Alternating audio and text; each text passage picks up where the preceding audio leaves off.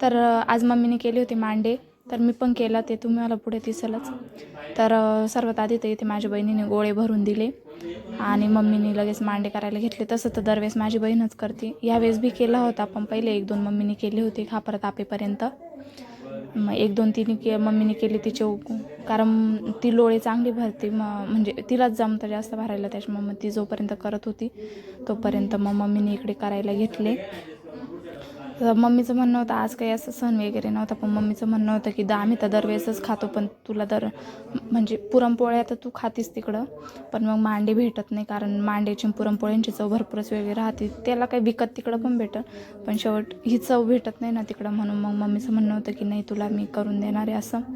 म्हणून मग मम्मीने इथे मांडे करायला घेतले. मम्मीला माहीत नव्हतं मी लगेच जाणार आहे, म्हणून मग मम्मीने पटकन, मी आले त्याच दिवशी लगेच गहू दळून आणले. आणि आज आम्ही नांदगावला पण गेलो होतो. नांदगाववरून आलो लगेच मम्मीने स्वयंपाकाला लागली होती. तर नांदगावला ज्या कामासाठी गेलो होते ते काही झालं नव्हतं, म्हणून मम्मी काही व्हिडिओमध्ये दाखवलं नाही. मग इथे मम्मीने सर्व मांडे करून घेतले, म्हणजे 2-3 मांडे मम्मीने केले, बाकीचे मग माझ्या बहिणीने केले होते. तर मी पण करून बघितले होते.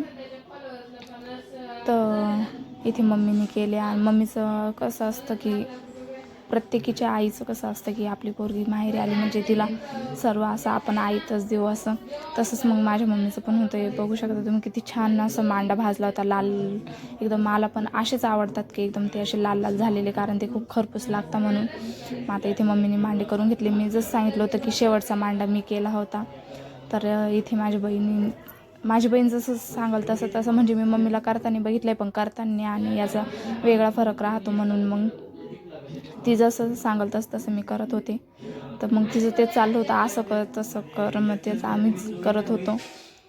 मग ती बोलत होती शिक, म्हणजे तुला पण एक चुलीवरचं गॅसवरचं खापर घेता येईल असं.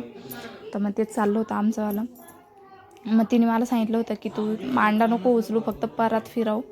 पण मी ते परात फिरवायला गेले तो मांडाच खाली आला होता, कारण मी अजूनपर्यंत कधीच करून बघितले नव्हते, फर्स्ट टाईम करत होते.